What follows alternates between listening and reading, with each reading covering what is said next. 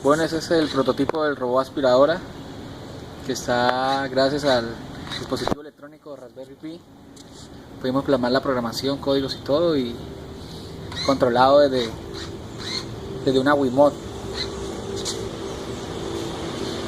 Entonces ahí podemos ver cómo absorbe, bota el mugrecito y para atrás.